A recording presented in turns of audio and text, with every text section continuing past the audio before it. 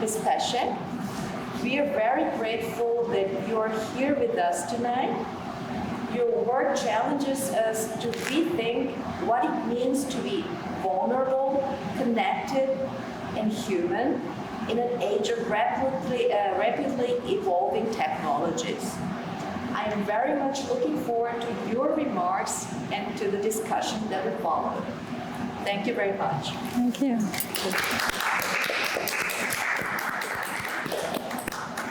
Thank you for this amazing introduction.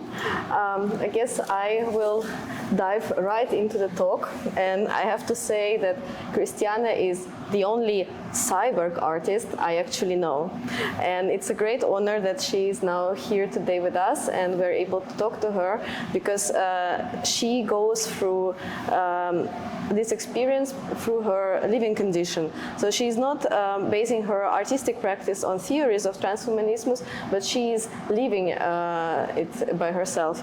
And I really believe that Christiane's approach in this connection is very relevant to the society nowadays, because we talk a lot about the algorithms, we talk a lot about technology and how it influences our everyday life, but Christiane is not only living it through, she's experiencing it and seeing herself as a cyborg, and she lives this as an artist and as a person. And I'm really happy that we are able to have this talk today, and after the talk you are able to ask one question to a cyborg.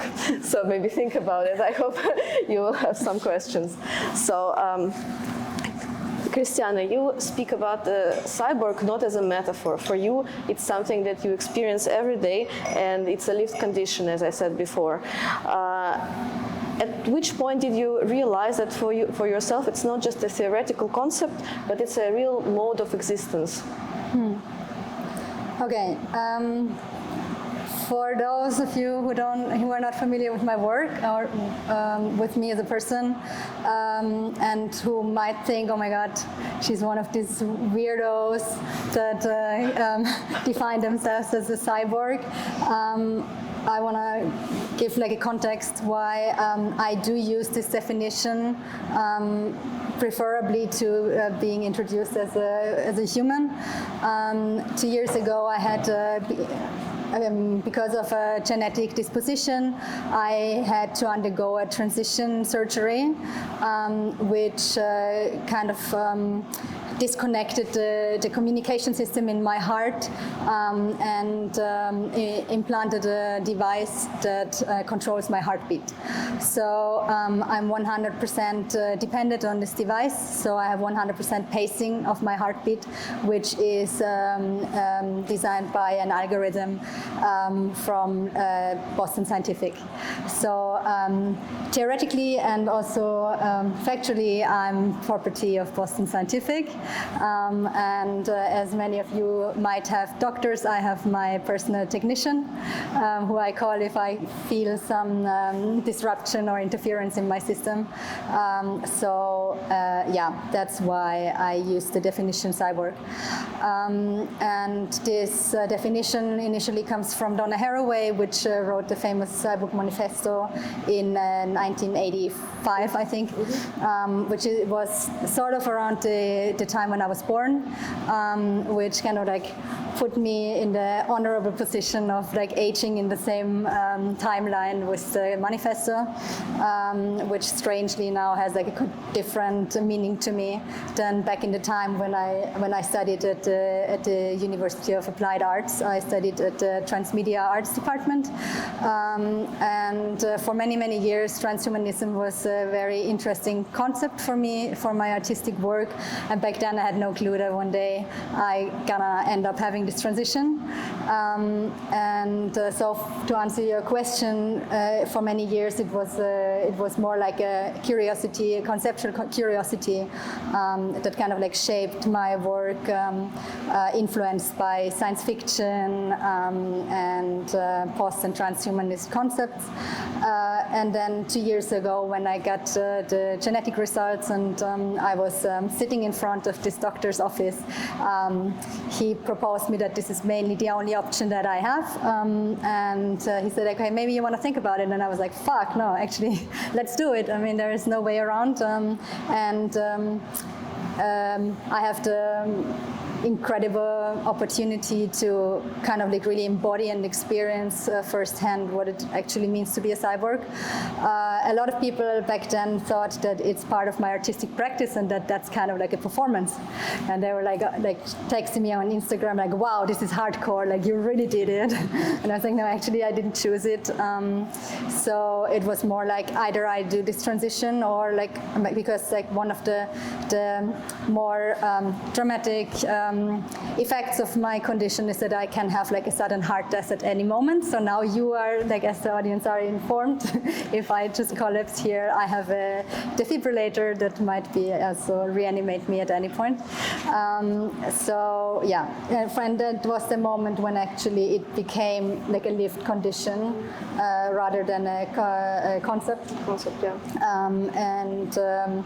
Now, like then it was like a medical condition for a while, and I was confronted with like a very unemotional approach that is like the Western technologized medical field, which is all about like big egos and the improvement of the lifespan, like the prolonging of lifespan, and the big aim of contemporary medicine is to fight mortality, right?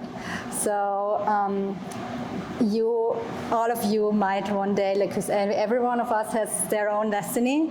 Some of them might be more traumatic and tragic, and others might have like a long history of illness and might also have the great opportunity to be in contact with high-end medical technology. But it's a very unemotional field. So it's all about big egos that want to achieve and optimize human bodies. Which also from a research perspective, which like I do have this big research, was interesting to experience when it's about your own body and your own identity, which is like a very emotional concept, right? And then you're suddenly thrown back to something that we as humans were not designed for, to imagine, to be like actually a kinetic existence. And right now I'm post-medical. I'm more like in the state of embodied reality. Yeah. But this condition, did it change your aesthetic in your artistic practice as well? Because I know I've been following your work for quite a while, before the transition and now after the transition, and I see that you've always been working a lot with the digital realm and with technological influence on the world, and this approach has changed through this new transition? I do think that everything that we experience eventually changes the output. Because you mention also you talk about the cyborg as a less Blade Runner side. That's your quote, right? You try to de-romanticize it because has it also changed in your artwork? Before, maybe did you see some beauty in digital, in robotics as well? Has it changed now? Do you want to make a statement about it through your work? Well, yeah, obviously it changed because I was also like always like, of course, as so many others, being excited or like having this romantic idea. I don't know if you're familiar with Blade Runner and like the gorgeous Rachel, who is like until the end of the movie not sure if she's real and if her memories really also fits to the topic of the exhibition, are actually lived experiences, or if it's something that was later implanted, or like the concept of ghost in the shell, which is also that kind of like the question like until when are we human, which kind of like even if it's dystopian, also often follows a very romantic idea of cyborgism. And I can remember once I had an interview with a journalist, and we talked about like being a cyborg, and then she was like, darling, yeah, you're not that special. We are all cyborgs. I also have contact lenses. And I was like, well, there are different degrees of being a cyborg, or like having like extensions. So because you mentioned scheduled breakdowns as well, right? Yeah. So there is obviously like the less romantic aspect of a battery-driven liveness is that the current lifespan of a ICTD device, like that one that I have implanted, is between 7 and 9 years, which compared to a human lifespan is not that long. So I need to like have like regular checkups to see about the lasting lifespan of like the battery lifespan, and if you imagine, like for sure every one of you experienced that when you are like somewhere out and like, you're having a great time and suddenly your phone dies, and then like you're kind of like cut from like quite an essential part of your existence. So you're like unable to capture the moments, you're like unable to connect like socially with others. So imagine that plus, I don't know, infinite times. So like in my case, if my battery dies, that's the end of my existence, which obviously changed the way like how I design my immersive environments, because it's a lot about like bringing awareness and consciousness for a hyperpresence. And by hyperpresence, I mean to be like really consciously and fully in the moment, in a time where like everything is algorithm driven and everything around us is constantly asking for our attention, and which leads to like everyone being just constantly feeling disconnected, or like missing this friction in our like what does it really mean to be real and to be physical and to be like fully in the moment. So if that answers your question. Yes, and so it definitely changes your perception also of your timeline, right? How do you as I wanted to circle back to the topic of scheduled breakdowns and failures, because you address it also in your daily life. How do you plan it? How also it affects your maybe career, your thoughts about your daily life, your production as well, artistic production? Yeah, good question. Is being a cyborg really something that affects you as an artist? Or like, no, is being a cyborg affects you or your career as an artist? Formulated like this. Yeah, I think in a very nice way, because like currently also the institutional awareness is currently a lot about care culture, which at least in Europe goes like, for my opinion, in a very misleading direction. Because if institutions talk about care, it's often not really looking into like the infrastructures that are not built for like a proper care system. And like if you are coming there as an artist with kind of like some sort of disabilities, like it is kind of like a disability, not in the romantic sense, maybe it's like an upgrade, but even though it's like such a high designed technological device, it makes me very, like a lot of environments are very dangerous as well for me. So like I designed this care manual, which I can highly recommend everyone to have, no matter about the personal condition. But in my case, like for example, electromagnetic fields can cause like some interference, which in my case can be life-threatening. So in PDF it mentions like what needs to be avoided, and so far like I get like really beautiful response to that, and people like really are careful and supportive, and usually like give me like assistance. And on the other hand, I think it's sad that you need to be like kind of like special or out of the norm to receive that kind of care and consciousness. I think that's something that every human being, like, or every being in general would deserve. But yeah, so a lot of people with similar conditions to mine are too scared to make it public, and I think, hey, wow, this is actually incredible and exciting, and it's important because now it's kind of like a door opener. We can talk about like what it really means to like care for each other, or like how to integrate us with them, or like bionic existences with biological existences, with human existences, with interspecies connections. So it's a huge potential. Yeah. So you see yourself more as a bionic entity, or not a human entity anymore, right? Because and now, since we shared some time in Seoul, I saw you reminiscing and creating a perfume, thinking about you being a human, how it was to be a human. So is it how do you see yourself right now?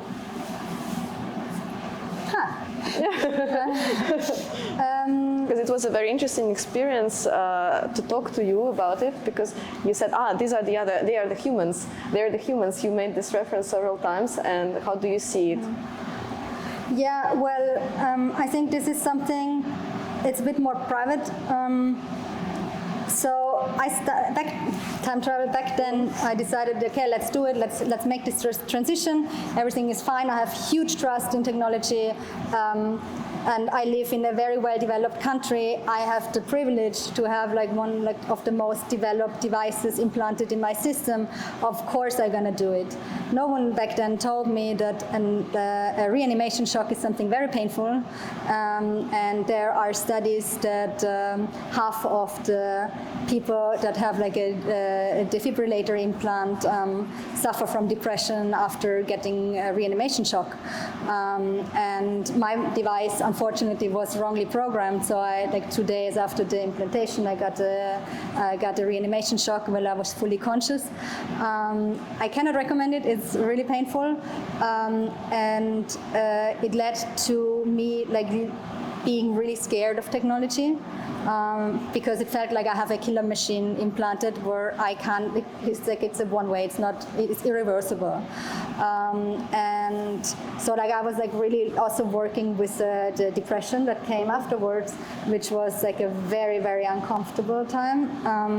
And before, like none of the doctors told me about that, right? So I went to a cardiac psychologist. I didn't even know that there are psychologists for each organ. So in case you have any organ problems, you need to like work on this on a psychological level. There is one for each organ.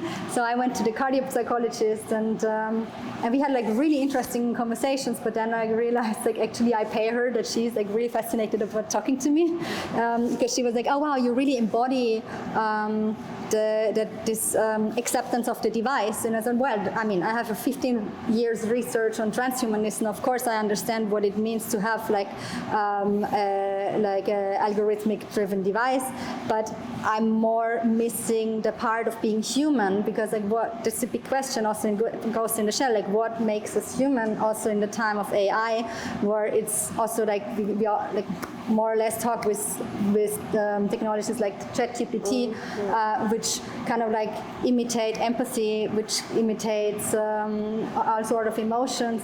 So the question is, does it make us human as long as we have a heartbeat?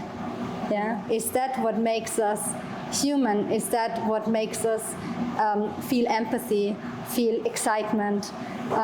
If you're excited about someone, if you fall in love, your heartbeat rises. My heartbeat is constantly on 60. So does that also change the way how you fall in love, how you interact with others? And then obviously I started questioning, am I still human? So and I called my technician, and he's like, well, let's change the setups and make your heartbeat rise until 120 and see if you see some improvement. And I was like, okay, let's give it a try. But still, it's not like if I'm excited, nothing's happening, like internally, emotionally, of course. But yeah, that's why this question, am I still human, or like until what degree are we human beings, is a very legit one. And yeah, then today we went to this incredible store here where you can create a perfume out of a memory. And they use like a infrared technology. So basically you have to choose a picture. I'm pitching them now. You have to choose a picture of your memory, and they put it on the screen in front of you, and they put this infrared device on your head, and they give you different scents to smell, and they measure how your brain reacts when you smell that particular scent while looking at your memory. So I chose a picture, like a photograph, a few months before my transition to see how my brain reacts, remembering a solely biological existence. And yeah, then we created like this scent out of it. I have a sample here if someone wants to smell it. And then you are invited to smell my biological existence. Wait, let's see. Yeah. You can, like, yeah.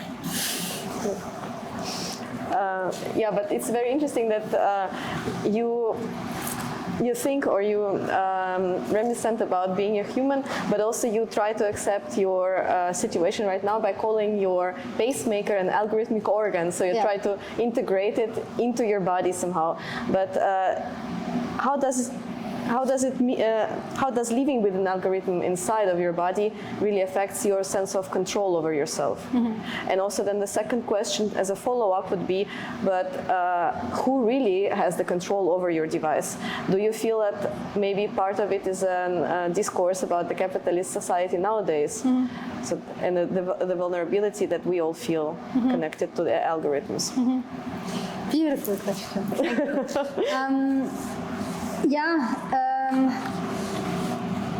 I think it's not something that only affects me, but all of us, because we are all very much driven by algorithms already, from, I don't know, the use of Google Maps to Spotify playlists to fitness tracking.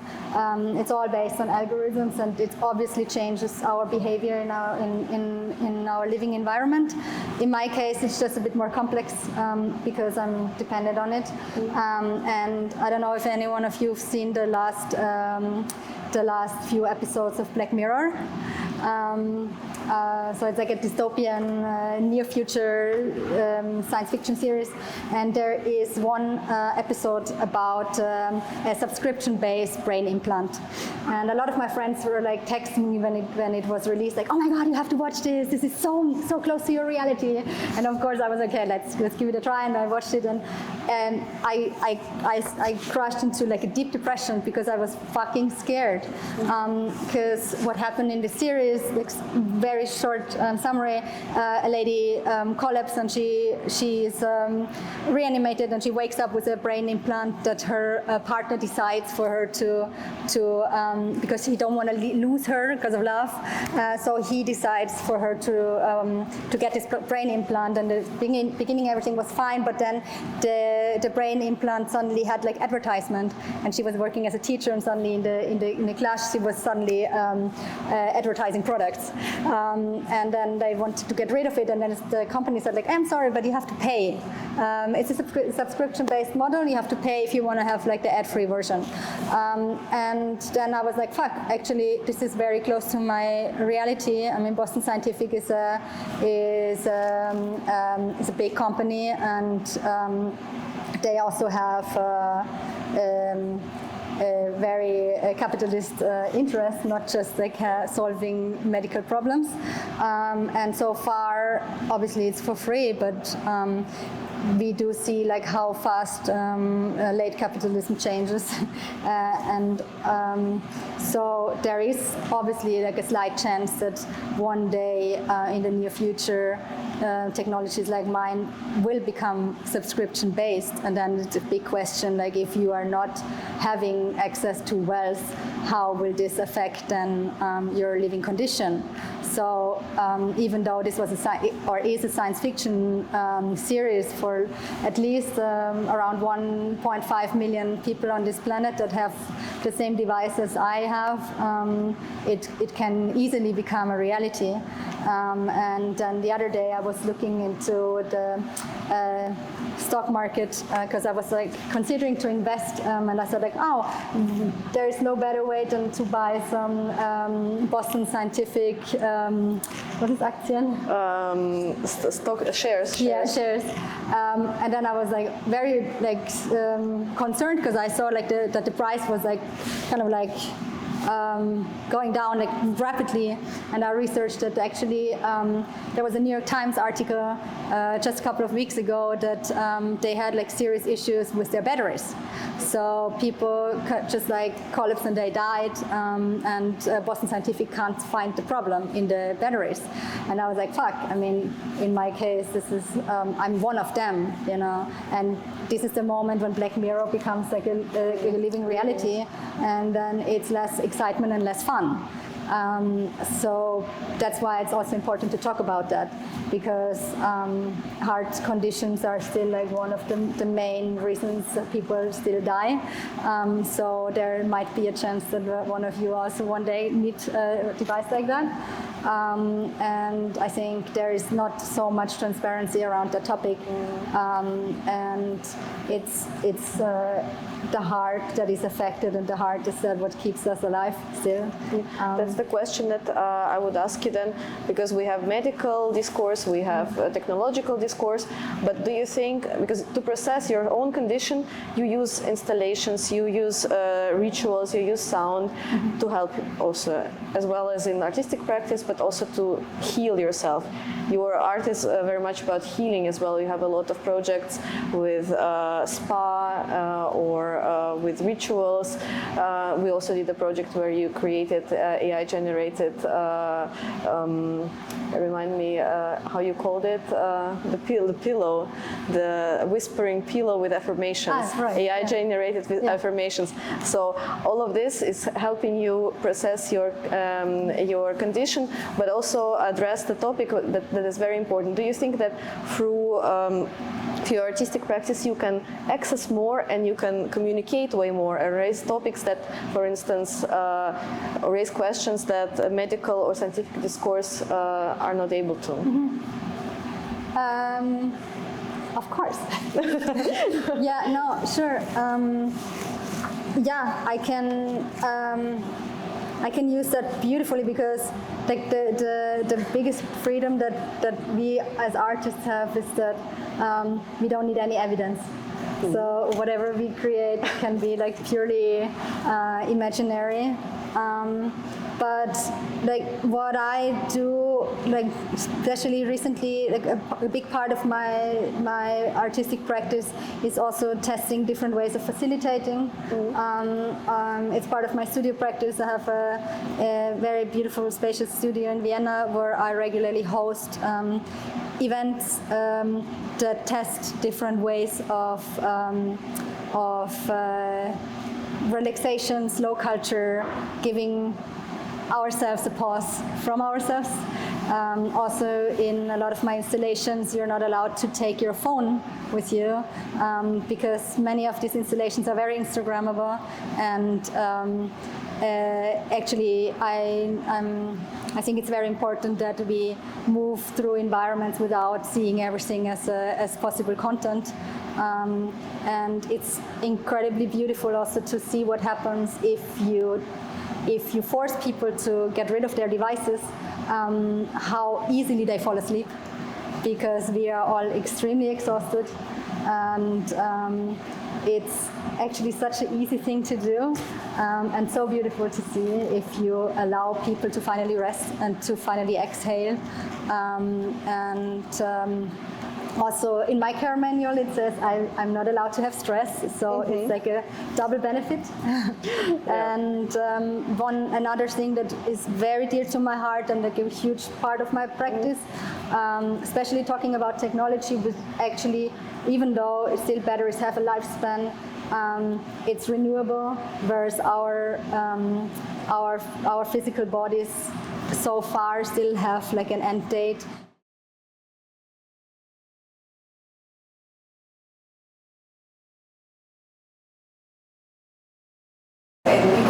imagine based on Yeah. Okay, so my latest work I did was a commission in the UAE, which they invited me to come to the UAE to make a project about the desert. And then I was like, okay, that's a bit sketchy. Me as a Western European artist to go to the desert and say like, oh look, this is the beautiful desert. And so I spent some time in the Liva Desert in Abu Dhabi, a couple of weeks, and I created an immersive experience that's now gonna be shown in an exhibition in Heck in Basel, opening now in May, where I use the desert as an inner emotion, and like what happens to your system if your system, your temperature rises 2.5 degrees. When you start to be like in a fever state where you are like losing a sense of reality. And as I said before, like I have like a lot of references to internet culture and to gaming culture. So in that installation, I had two avatars performing in the space that kind of like were like fighting your end game, and at the end of like the end of the Anthropocene. So like a kind of like a apocalyptic game. And I turned off the AC in the exhibition space in Dubai. So it kind of like got hot, and people there are not used to that. So it was like everyone was complaining. So it was a very simple effect to like really make the people feel. Also, like I don't want to be like too educational in my works, but obviously on a side note, it also talked about global warming, obviously, and like the global south experiences is much more than we do in Europe. So they also come up like with like beautiful concepts like cloud seeding, which also then leads to other problems. But like it was all about this like kind of like the idea of we're gonna fight something, but it's obvious that we need to end. And what is the problem if humanity will come to an end? So that was like the open question. And so like it was a mixture of objects and two-dimensional works. I work a lot in my two-dimensional works with silk. And in that way, in that project, it also made sense because it kind of like has a cooling effect on the skin. And I created an oracle deck. I also work a lot with like this new revival of spiritualism, like online-based spiritualism. Like for sure, everyone knows their charts, like this kind of stuff. Yeah. So like there is like this apocalyptic card deck, and there was an oracle, so you could actually get like your kind of apocalyptic destiny read, and people were queuing because like everyone wanted to know their individual destiny. So like it's I love to work with like little details that are not strongly connected to the art world, but to our like living environment.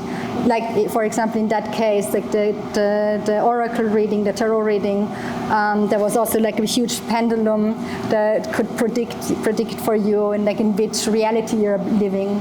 And then you had like an ASMR voice whispering to you some wisdom from the desert, which kind of like came to me when I was like, I thought like really innocent, like, oh, I gotta go into the dunes and I gotta do some research, and I had no water with me. It was like fucking hot, and I almost collapsed. And you kind of like lose the sense of this reality, and so like I was trying to use elements of my lived condition and see like where is this desert within us, where's vastness.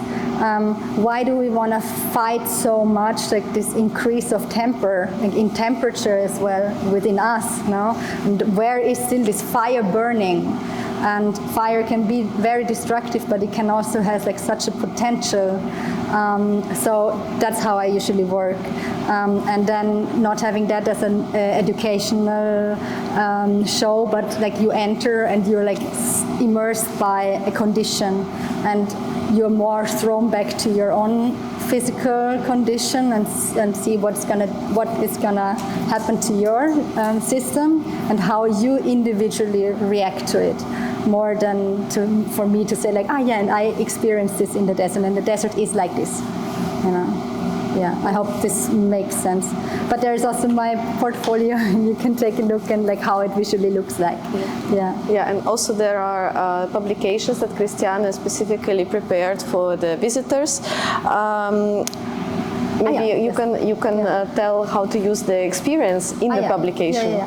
So like also to like one other very important thing to add still to the how the world is built. I have a lot of references also to fashion. So what I'm really attracted to is like now apocalypse is kind of like becoming very sexy, and like how to make it fashionable. So that's why like I'm always like looking for collaboration with fashion brands to make that also. Like I also always have like limited edition of jewelry or costumes or like wearables in order to like not make it something foreign, like a 1% of society that, oh my God, like I'm really a fan of this concept and I want to own this artwork, but like I can probably not afford it, but I can get like a jewelry for 50 euros, or like I can wear, like I can own this hoodie and I can like bring this message out on the street, so that it's not only encapsulated in a white cube or like in an institution, but always like also carried out on the street as a statement. Yeah, and so we brought some heavy books from Austria, and thanks again to the embassy for the transport. This was my COVID project. I was invited from an institution to do a show about the sacralization, and unfortunately COVID happened, and they said like take the money and do something, and I designed this experience. It's like basically there's a QR code on the back. It's a one-time journey to your virtual eternity. It's built like a decision tree. You have like to look little sequences, watch sequences, and then make a decision at the end. And according to your decision, as in life, your journey goes in another direction. And the book is, so to say, the Bible, the bridge of all your possible eternities. And it's also questioning like how do we deal with our mortal bodies and what's going to happen with our virtual extensions, because we all have multiple avatars and profiles on different platforms, and they eventually gonna survive us. So the project is like a playful approach to there's different levels of mortality. Yeah. Any other questions? Maybe I would ask a question as well, because I see I'm coming back to the idea of you as a cyborg and your artistic practice. You used healing and like relaxation back then for humans, right? In your artistic practice, that was your concept before you did the transition. Do you do the same relaxations now, being a cyborg and thinking about it? Because this would interest me as well. If I imagine taking part in your healing session, and would it be designed for humans, or for cyborgs, or for both, or how would it be? For us or for them? Yeah, exactly. Do you see this for us or for them, or no. Is it for humans by cyborg? No, but like I think I found my peace with life and death, and I had an astrological reading short after my transition, and it was one of these like witches, and she was like looking at my chart, and she was like, oh my God, your sun is in Chiron and your Chiron is in Sun, and I was like, oh my God, you're gonna die tomorrow. And she was like, no, not tomorrow, but it will be very hard. And I was really very, very scared. But then it actually was really beautiful, because so far I haven't heard about the Chiron. I don't know if you are familiar with the mythological figure of the Chiron, which is like the wounded healer. It was a god, and he had like a bow and arrow, and one day he got hit by his own arrow, and he had a wound that couldn't heal anymore.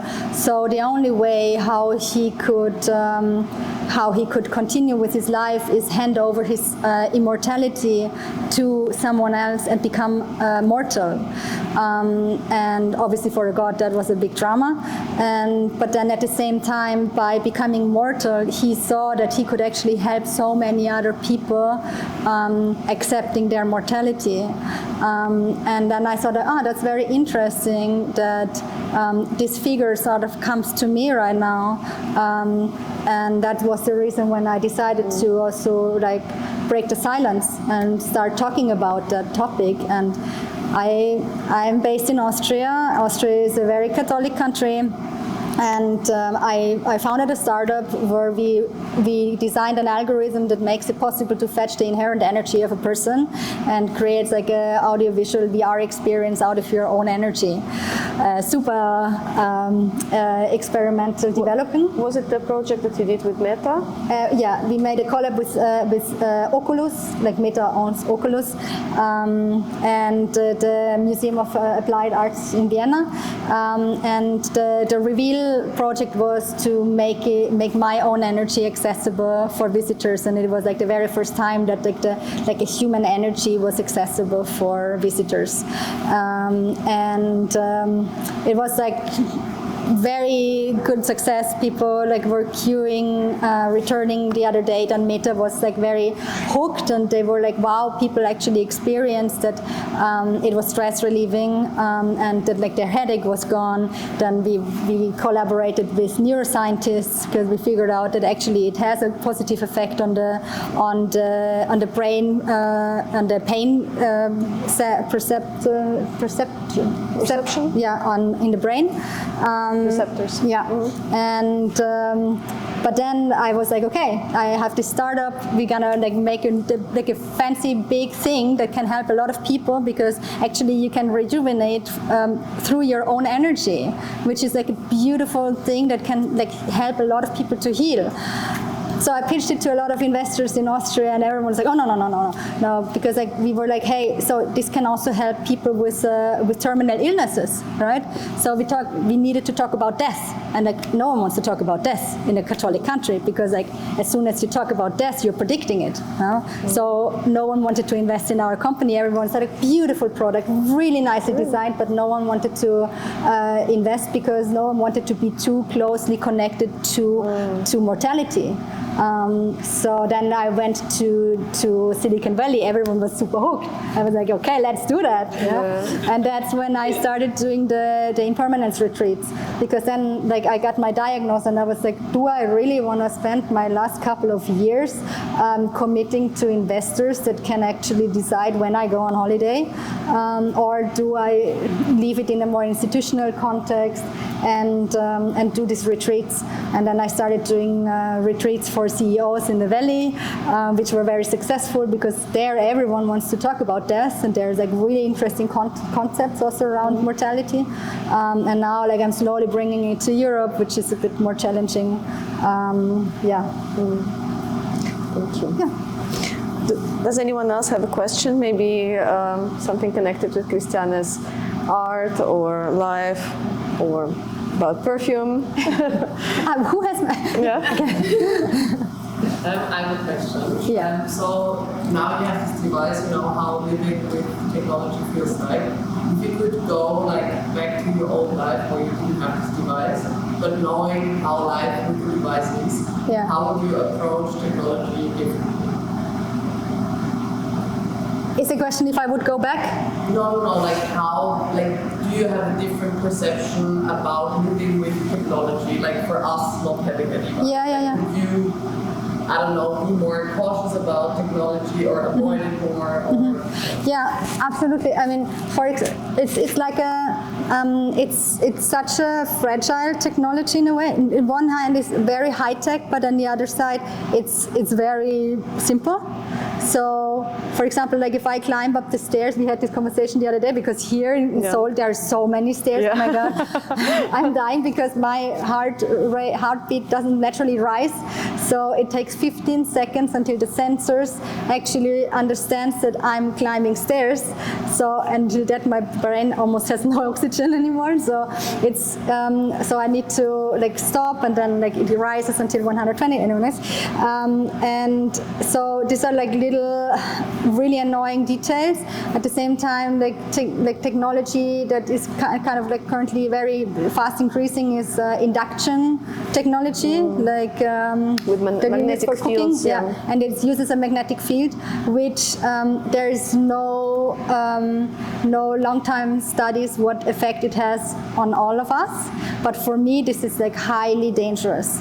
So, and that hand, I think it's also a gift, because a lot of things I should avoid. Also Bluetooth technology, where also no one has an idea of what it does to our brain. It can also cause interference to the device. So I think it's also kind of like protecting me from a lot of possibly harming technologies. But at the same time, being in cities like Seoul or Tokyo, it's becoming a more and more dangerous field for people that live with technologies, as with technological medical devices.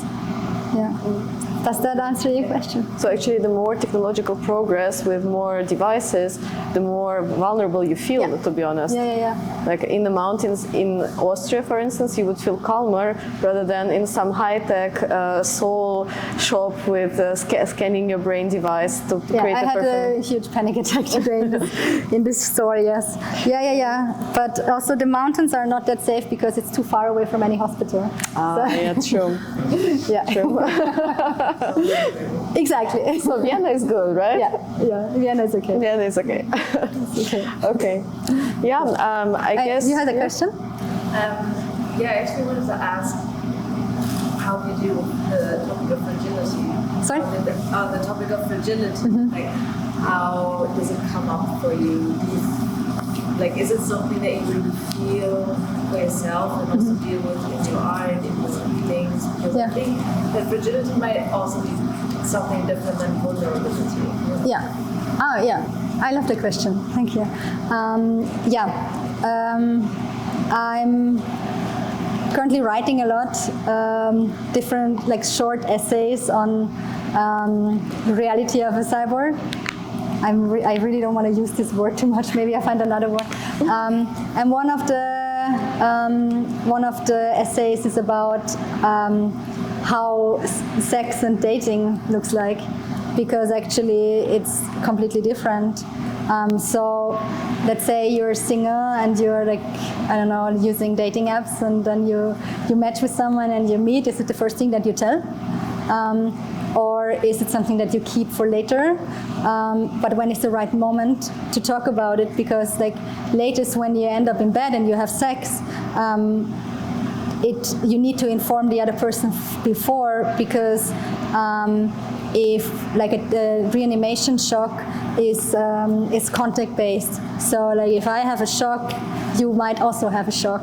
So that's kind of like sexy, but not. So it touches both, like the vulnerability, but also the fragility. So it's often like I need to talk with people. It's not just about sex and dating, but also like I need to inform a lot of people about my condition, whereas I have no idea about any of your conditions, because we live in a society where you don't talk about vulnerability too much, or fragility, because it's something that you keep for like intimate connections, and I think that's something that, in my opinion, still makes us human, and that's why it's very important, and that's why I often use it as an icebreaker, and I hope that I will get something in return. That's why I also often on Instagram I post about my condition, and I get like very diverse reactions. Some people, like I have quite some haters, and which is also okay, but also it's very motivating for a lot of people. Like once I posted if like who else is suffering from like chronic illness, and my inbox was full of messages, and I'm like, wow, and I heard about illnesses I've never ever heard before. So I think this is super important, and I don't have any Cancer in my chart, but I still think it's very sexy if we talk about fragility, and it makes us connect more. So that's why, the Chiron again. I think it's important to talk about it, and I think it's a very bold move in our society. Also, when it's about ghosting, we talked about ghosting before, and I feel like a lot of people are these days very scared to show too much fragility because it's so easy to cut people and it's so easy to disappear, and like you have like very intense instant connection, but it's a very like short lifespan. But still, I think we should be more bold and open our hearts, no matter if they are artificial or biological. Yeah, is that an answer to your question? Yeah. Yeah. I have a question, but I don't know if it's the right moment to ask, okay. But I will still ask it. So as a person who is diagnosed with Angststörung. What? Angststörung. Yeah. Like anxiety? Anxiety, yeah. Mm-hmm. Also chronic dizziness. How do you like I'm very scared of feeling my heartbeat. Mm-hmm. I went to a lot of like cardiologists. How did you, because you was mentioning that you was also afraid of this device or the whole thing. Mm-hmm. The whole medical condition. How did you cope with that? And how did you overcome the fear that, okay, you are having this device inside? Yeah. Thank you. Who says that I overcome it? I'm still in the thunderstorm of fear. I think fear is something very interesting to look at, because it's also like a very pure and raw emotion to feel, and it's one of these impulsive reactions that you can't control, and it pops up in the most inconvenient moments, and I think this is like a really beautiful power that lies in fear. And for example, in November, I had 2 surgeries. I got my uterus removed because of some problems, not to make me even more artificial, but and I was really extremely scared of the surgery because of the device, and if I have a surgery, they need a whole team of technicians and things. So I was really shaking, and I was at the same time I was like, wow, this is such a raw and pure emotion that I feel in my entire body, and I already don't feel that much because of the heartbeat. That actually, even though it's fear, it's something that it's so exciting that you can still feel, and that doesn't make the fear disappear, and it doesn't make the fear less relevant. But as soon as you accept it as part of your human quality, I think it makes a slight shift, and the fear is also it's like fire. It can be like an incredible booster, like you can move mountains with fear. Like I don't know, like a woman that, like a mother that fears that something happens to their child, it has a magical power, And so I think we live in a society where fear is something to be avoided. Like we need to be, that's why also I'm one of another big research topic of mine is well-being culture, and you can see a lot of how culture, in which direction culture moves when you look into the well-being offers of a city. After COVID, breath work was very big, obviously because COVID was a respiratory illness. So obviously we needed to have a practice that we that we learn to embody the breathing. So now everyone knows, okay, we can breathe, and wow, this makes me feel alive, and also it calms my nervous system down when I have anxiety. So I do my breath work and I feel more relaxed. But if we talk about breath, we need to talk about death, because death is the absence of breath. Yeah, and then we have the fear again, because everyone is scared of dying. Yeah, so I think everything is super connected, but it's not about fighting the fear. I think it's accepting and embodying the fear. Exactly like it's not about fighting mortality, it's accepting mortality. And then I think it's about talking about it, because if I know that you have anxiety problems, my reaction or like the way I interact with you might be a little bit different. That makes you feel more safe, and I think that's fine. That's beautiful, and that also gonna strengthen our connection, and that's what I think still makes us human. No. I don't know if that resonates with you. Yeah. Yeah. Very beautiful answer. Yeah. Thank you. Yeah. Now I have less anxiety. Amazing. You can pay later. It's okay. No, I think that's the only way. It's true. Yeah. Yeah. Okay, I guess we let's call it the end as the last question, and I would invite everyone to talk to Christiane maybe one-on-one, and not in a seated formal atmosphere, but now let's finish the talk and let's interact in a more private atmosphere, so you can still approach and ask Christiane all the questions, but yeah. Thank you so much. Thank you.